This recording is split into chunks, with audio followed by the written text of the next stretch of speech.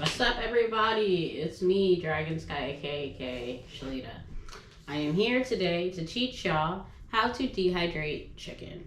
We're going to use canned chicken today. It is my first time dehydrating, so this is a learning process that I'm doing along with y'all. But I have dehydrated some chives and mushrooms, and they seem to have turned out pretty well, so I decided it's time for me to advance to the next level. Started from the bottom, now I got to get here. So I'm going to show y'all what I'm going to do today and the results of what happened and how I'm going to store everything. So let's jump right in.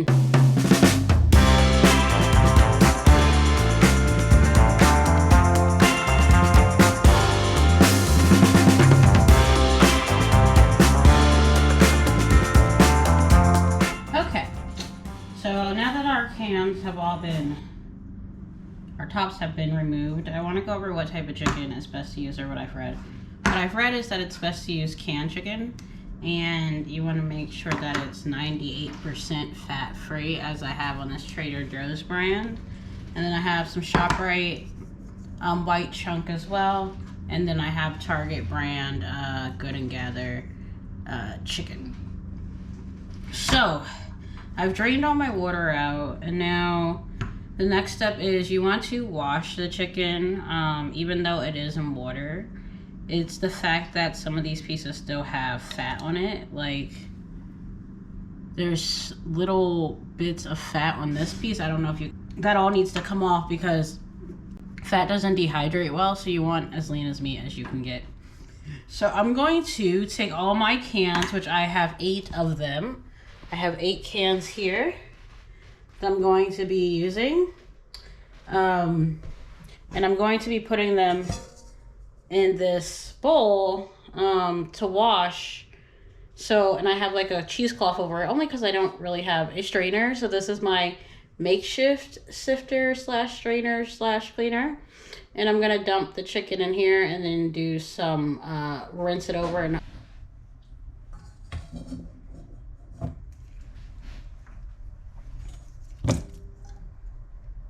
so we're just dumping all the chicken in here, just so that I can get everything together.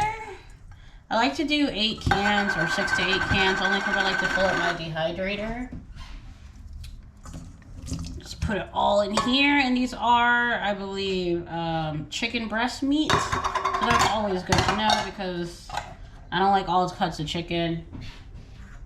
I would hope. I've never actually have had canned chicken. This is my first time ever even buying canned chicken, because I usually will just buy chicken and cook it. But for the Appalachian Trail, I'm trying to get things as stable as possible, shelf stable. And I just want a good result and not have, a bad result turn out because, hey, I messed up. But hey, learning, failure is part of the process. I've messed up my strawberries the other day. So, we're learning this together. But as you can see, I have all the chicken together, and now I'm going to do a rinse. Okay,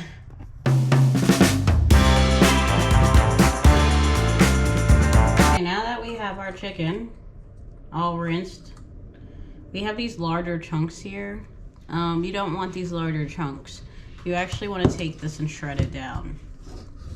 So you want to take these chunks and just shred them down. Just want to have smaller chunks, like about that is good. You just don't want big chunks like this going in a dehydrator. You want everything to be like evenly spread, kind of, the same size. But you don't want, dinosaur size chicken going, in your tray right here. Okay? That's the point I'm making. So, these are my trays, and I have the Nesco dehydrator that I'm borrowing from a friend. And these are, I believe these are like, I put the scallions on, the little things, but I'm going to put chicken on it today because this is just how I'm doing it. So I'm going to take my chicken and I'm going to shred it like this. the little pieces, and we're gonna spread it out evenly. Just make sure you get the whole, like I'm gonna do probably 3 trays of the chicken. I'm hoping. I hope that's what it's yielding, because at the end of the day, this stuff's all gonna shrink down to about a cup. But we'll go over the yields when I'm, you know, tomorrow when we come back to the dehydration process, because I like to dehydrate overnight. I just leave it running while I'm sleeping. I know this takes, for chicken, it takes 8 hours on 145, or you can do between 145 and 160. My dehydrator says 160, but I am reading that most people are doing it at 145 for 8 hours.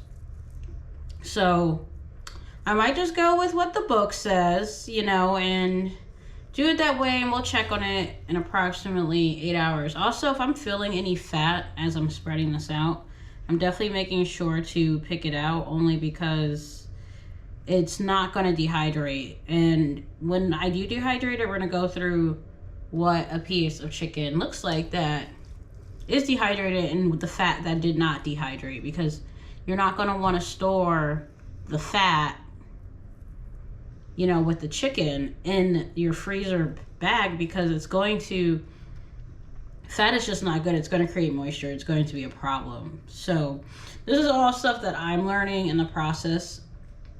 And I'm hoping to use this chicken in with rice and pastas. My mashed potato bowl that I plan on bringing. I have a bunch of recipes up in the mix that I really want to do. So I'm really getting creative with it, but I'm mostly dehydrating ingredients individually rather than together as a meal, only because I want to get the basics down of dehydration, and then I'm going to start dehydrating, you know, meals like chili and so on and so forth. But I'm really excited to see what the chicken yields, and y'all are going to come see it with me. Okay. So now that I have everything in its respective tray, as we can see, I've got it spread out, and I have about 2.5 trays here. I am going to put the top on my dehydrator here, so. And I like this one because you can add more trays, you know. And you can also buy more of the other trays, such as, you know, if you need any extra of these that I put fruit on, or you need the screens for the spices and herbs. It's really customizable, and I really like it. So here we have our dehydrator, and we have our numbers, as you can see. It says meat at 160, but we can also do 145. As directed. So we are going to turn this on to 145, and I'm going to stick the magic plug in the outlet. Let's get it started. There we go. Bam. And there she is. She's going to be running for the next 8 hours. We'll come back then. Okay, so now after about 9 hours, I left it in because I went to go do something. This is all dehydrated, and as you can see, everything's pretty dry here. This here is a piece of fat. You can tell the difference because it doesn't look similar to the other pieces. As you can see, this is like a dark gizzard looking thing, and then around like everywhere else, it's pretty dry, but this doesn't dehydrate, and it's pretty oily in my hand actually. So now I'm gonna take this and put it into my freezer bags, which I have pint size here. You want to vacuum seal your bags. I like to start with my oxygen absorber packets that I got from Amazon. I believe they're like $8 or $12, so they're really not expensive. And I like to take that and put it inside of the bag of dehydrated food, as so. And then what you do is you're going to seal up that bag. You see like how there's air? You want to push as much air as you can out, and then you want to seal up that bag, leaving a small hole so that when you push the bag, you're supposed to, you know, hold the bag and submerge it underwater. You want that air to push out through that little slot.